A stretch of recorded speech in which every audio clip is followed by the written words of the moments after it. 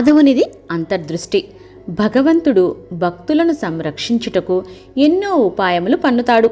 దానిలోని అంతరార్థమును భక్తులు గుర్తుంచుకోలేక భగవంతుడు తమను హింసిస్తున్నట్లు భావిస్తారు. మానవునిది బాహ్యదృష్టి, మాధవునిది అంతర్దృష్టి. అంతర్దృష్టి గల ఆత్మస్వరూపుడైన పరమాత్మ నిరంతరము భక్తుల క్షేమమునే కోరుతాడు. ఏది చేసినా క్షేమమే అంతరార్థంగా ఉంటుంది.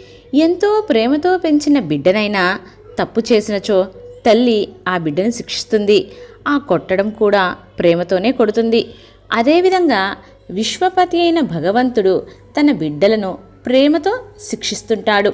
అంత మాత్రము చేత భగవంతుడు కఠినుడని భావించరాదు. అతనికి అనుగ్రహమే తప్ప ఆగ్రహం అనేది లేదు. ఒక్కొక్క సమయంలో కఠినముగా మాట్లాడుతాడు. హృదయం మాత్రం అమృతం వలె ఉంటుంది. కనుక భగవంతుని చిత్తమును, హృదయాన్ని గుర్తుంచుకొనుటలో చాలా జాగ్రత్త వహించాలి.